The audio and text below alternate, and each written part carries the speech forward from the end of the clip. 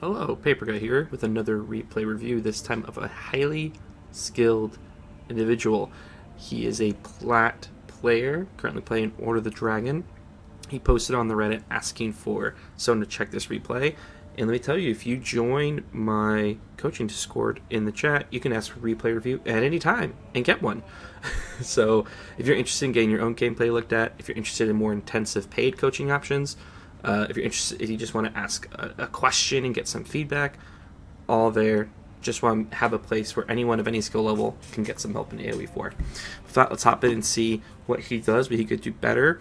And kind of get some tips on Order of the Dragon, a civ I have played a lot of since this expansion came out. So, map and opponent, Hellendale. This is a map that can be very defensive. It allows you to play very boomy if you want to. This is a quick play. Unfortunately, this isn't on the ladder. The ladder is very aggressive map pool this cycle. So you're going to want to check your opponent carefully because there's a good chance they might want to just, rush castle. But knowing English, they'll probably want to rush you. So playing against English, my general goal against English is to castle rush. I have read about English players saying they struggle with the Order of the Dragon men-at-arms rush. A good English player shouldn't. Reason being is that the English have a lot of things going for them that are Order of the Dragon weaknesses. First, with the Council Hall, English can get out a lot of longbows quickly, and while longbows won't do a lot to men-at-arms early, they will over time. And they can mass them just much faster than Order of the Dragon can make men-at-arms. Eventually, they will outmass them. And a good English player will delay, will slow you down, and then all of a sudden you're running men-at-arms into 30 longbows, and they're just getting melted. As well as a big part of the men-at-arms strategy for Order of the Dragon Feudal is to dive under TC and just hunt villagers. Well, one, their TC shoots double. Two, their villagers can shoot and run. And it just makes it harder. So usually when I played English as Order of the Dragon, my goal would be to go to castle and then go from there. Try to get relics, use knights, or use upgrade men-at-arms. But biggest thing that you get in castle for Order of the Dragon is dragon scale veteran archers, which give you more defense and make you actually be able to stand toe-to-toe against longbows. And you get crossbows, which are just good against everything for Order of the Dragon. So that's my suggestion. Let's see what you decide to do. A standard opening. Here's a key. On maps where you have a hunt right near your base, that's safe. Even when that's kind of not safe, like if you had one here, you go for that. I think of at the first part of the expansion, Hidden Valley, you always have that deer pack right next to your base. Go for the deer pack. It is so much food. It'll kick you off your build order a little bit, but these first 5 villas will just go on the deer. And then your 6th vill can go make the house and make the gold.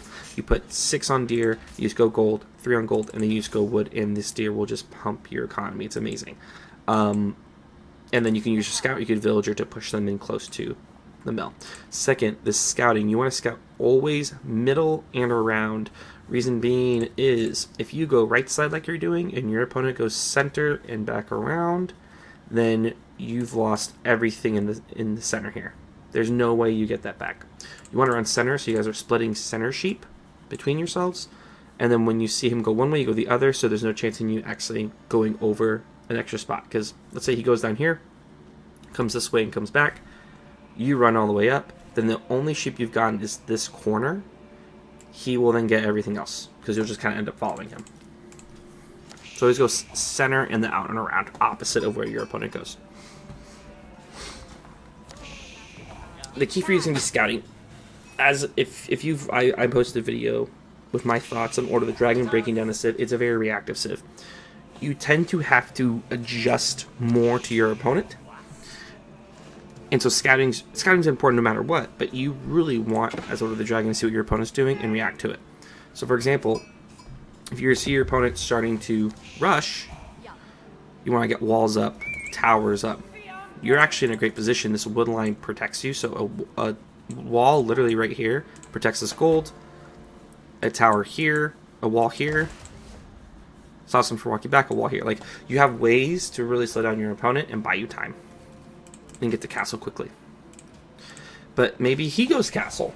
Maybe he goes 2TC. And you decide, okay, I'm rushing him because he's doing that. You want to get your scout right in front of his base, right when he ages up, so you can see how is he splitting his villagers, what seems to be his goal. I'm interested, what is your goal entering the game? Are you trying to be aggressive? Are you trying to... Okay. So you see him on deer early, aging up with 4. This on deer suggests he's... Oh my... Okay. So, this suggests he wants to rush because he's getting a lot of food, right? But he didn't have a lot on wood. That's the thing. Having this many on food for English is weird. 5 on deer? You usually want to go heavy onto wood. 5 on gold. Yeah, he's castle rushing. So what you wanted to do is the second he ages up, you wanted to circle back around and check his gold. Because if he castle rushes, I say you just castle rush yourself. You missed the vill. Always be making villagers, special order the dragon. Also, do not build with 2. You build faster as order the dragon, so just use 1 villager. Early wheelbarrow, okay. And survival techniques, awesome.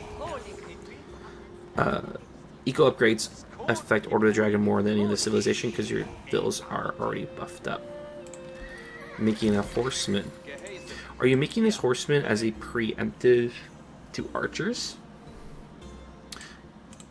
Because you don't know if he's doing that, and he's not. So now this horseman needs to get value. This horseman needs to get onto his gold or onto these. You saw he was on this hunt. You should push him off this hunt. Should be your goal for the horseman here. Needs to go now. Needs to go now. You're making a second horseman. That's too much of an investment. Every horseman is 200 food, so you've just lost 400 food when you could be going castle right now. You're getting all your eco upgrades. Don't get specialized pick. Here's the thing. You should not get, this Order of the Dragon, the eco upgrades unless you have 8 or more on that. So 3 on stone is not, or gold is not worth the 100 gold.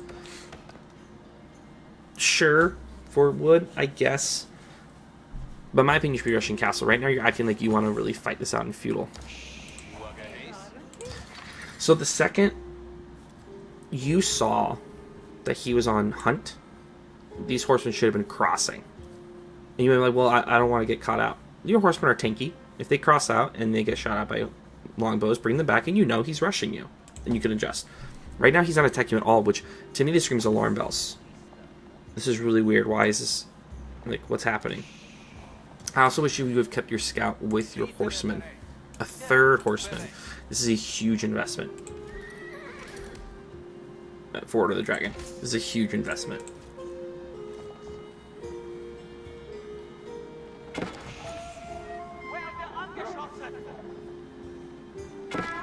Boom. Okay, the second you saw this, 5 in the tower, that should have told you, oh, he's rushing castle.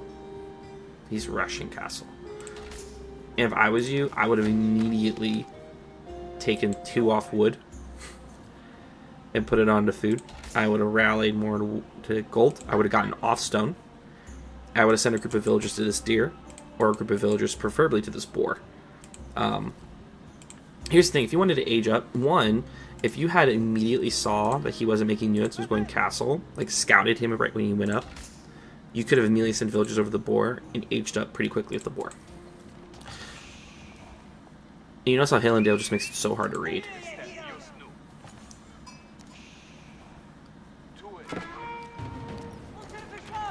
Now he's off the hunt, isn't he? So you missed your chance. You had a chance when you first popped these horsemen out to get on him, and you're still making units, which I want to know why. What are these horsemen doing for you right now? That's the beauty of English, right? The beauty is he can just sit in his base here. What you should have done is sent all the horsemen here. Why? Well, he's going castle. You can't. He's putting all his food under TC, so you can't stop the food. But what can you stop? Gold. Because think about it. What does he need once he hits castle? He needs gold. If he has no gold when he enters castle, it's basically like he never entered castle. So what you could have done is, horsemen are very, very tanky. If you had sent all the horsemen here, the second you have 4 or 5, just burn the outpost down. Especially if you have mine work. You have the upgrade. If you're going to invest this heavy, you have to go, because he's made 0 units. So you should have burned this tower down. You should have just sent all units here, burn the tower down, push him off gold. You also would have caught him doing the age up, and you could have just jumped him during the age up and killed a bunch of vills. Then once he ages up, you keep him off gold as long as possible. You make sure he doesn't sneak up to these golds, and you age up yourself. Bada bing, bada boom. Or you just keep going. But you invested so much in units, you have to get value off of this if he's going to go castle. Second castle, you need to dive. Everything should have gone straight in. The reason being is because you know he has no units. You have just circled him. He has made 0 units. It would have been worthwhile for you to just jump. He has how many villagers? 33. He could only garrison 25? Oh. But if you had dove right now, you could have maybe got some vills. And he's going to have to make more. But if you just kept him off gold, you would have been in a really good position. Checking my time because my recordings have been weird past the 20-minute mark. Okay. We don't do anything. So this is a... His goal is not the relics. Like, you're going to protect the relics. He's not HRE, right? You missed your chance. You're doing double bore. Okay. Or you're doing just this and over. Okay. You missed your chance. And now look at your eco. You have 11 on wood, which is so much on wood. If you're in it makes sense if you're making archers continuously, but you're not.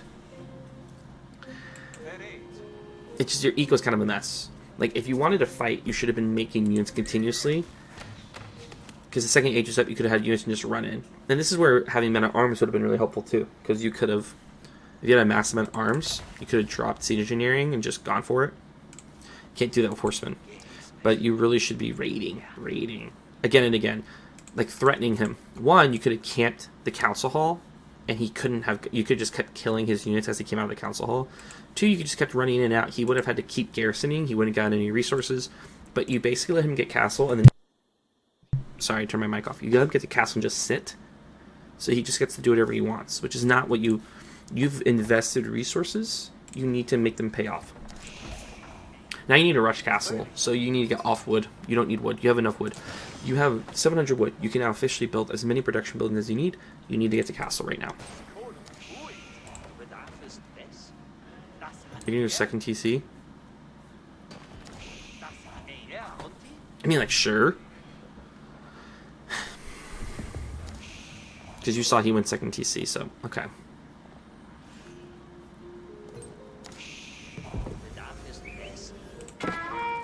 Ooh, don't run your scout through. Okay, you see this? He's investing more into defenses. So I'd be worried. He's rushing Imp? Is he rushing Imp? You need that scout to continuously be going in and out to check. But he's not going for relics, so if you can get the relics, you'll be in a good spot. Relics on 2 TC. Both these okay. You keep losing villagers because you're not making villagers, and it really hurts. Do not make a monastery. Make towers. You're going to get these relics. And maybe you want main monastery to get out probably as fast, that's fine. But if you're going to get the relics, please garrison them in towers. Because this is your chance to set up a strong defense for yourself. Towers or springled emplacements with the relics are so good.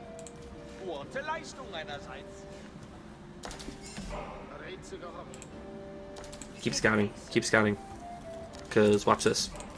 But you didn't know he's massing that. You need to know this soon. Because you're not making units. You've entered castle. You've made 0 units. Have you even upgraded them? You haven't even upgraded your units. You put all your gold into getting scholars. Which when you age up, you need a lot of gold. So my suggestion is you get like 10 or more on gold as you're aging up. Which you now have it. But as I was saying, make sure you're always making units and making villagers. And make sure you're getting on gold when you're aging up. But once again, this is how scouting is killing you. Because he can make units so quickly out of the council hall. Because he doesn't even have that much production. He has 2 barracks and a council hall. But you never went up and checked. Because if you saw this, you could have gone, oh shit, I need units right now. But you never checked.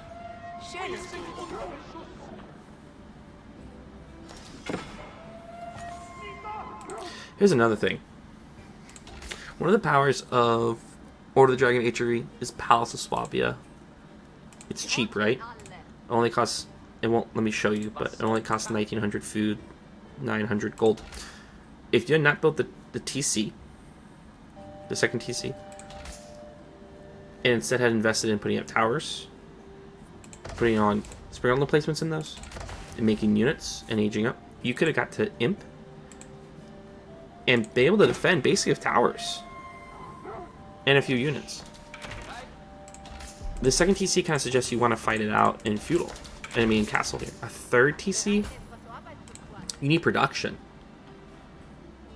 Also, can you afford making units? Like that is, you need 180 food every 24 seconds. Like you're gonna be using so much food on villagers, and not only that, you're gonna run out of your boar soon, which was your main food source. So all of a sudden, you're gonna notice your food just disappears in a second. Once again, don't go through. You need production. You've entered castle and made no units. What are you expecting to happen? I would have much rather you made units, got towers up, and gone Swabia, and then just pumped villagers with that. Or just made if you had just gone to units now, but you don't know this, right? You don't know this because you don't have scouting. Any relics? Okay. Now you just saw his units, and now you're making units, but notice how far behind you are. You want to be great with some production? Oh, you just spent 900 wood on TCs that you're not even making villagers out of. And I say that because now you're going to be a little bit behind. You need to get up towers. I would have put tower here and here. You're stonewalling, that's great, but he's going to walk right down the middle, right? There he is. And this production isn't going to cut it.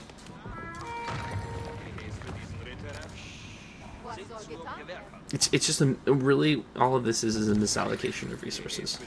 You didn't macro based on your needs. You didn't even know your needs because you weren't scouting.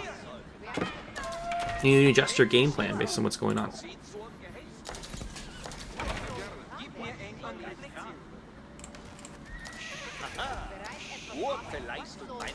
You just can't make enough units. It sucks because you weren't in a bad... Now you're getting into production, and you weren't in a bad spot. If you had like 10 more minutes... I'm sorry, 10 minutes. If you had 3 more minutes, you might have been fine. Because you were getting out scholars to heal, you're getting out defenses. You just didn't have the time. You didn't have the time because you reacted so late. He also made counters. He made all crossbows, because he anticipated heavy units, and he made spears because you made so many horsemen. And you never knew to make those counters to that because you never scouted. So, what does this lead to? Let's talk through kind of what we've learned here. One, always be scouting. Scouting for Order of the Dragon is so important. Scouting for like Order of the Dragon, China, Abbasid, civs that are a little slower or booming or things like that. You just need to scout so you know exactly how to respond to what your opponent's doing. 2, if you make feudal units and your opponent goes straight castle, you have to try to take advantage of that. My suggestion is always attack the gold of the Russian castle. Because 1, if they have no gold, they can't do anything when they hit the castle. 2, you will probably catch them aging up and you can try to kill villagers. You made a lot of units. You invested so much into units without even really knowing what he was doing until it was too late. At that point, you have to just go. 2, playing to the advantages of your civ, or the dragon. Towers with emplacements. Palace of Swabia, Imperial. If you're going to do 2TC, do it early. 3, you gotta make units. In castle, you entered castle, and you just didn't make units. Not because you scouted and knew he was making units, or he was making a lot. You just didn't make them. And lastly, macro cycle. Make sure you're consistently checking your eco and asking, what resources do I need based on my plan? And move villagers.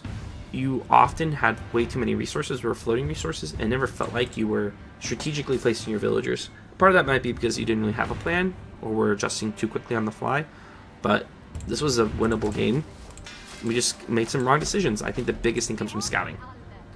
Without sight, you're going to lose the fight. Hope that was helpful to you. And if I'm sorry, hope that was helpful to you. And anyone else watching, good luck on your games.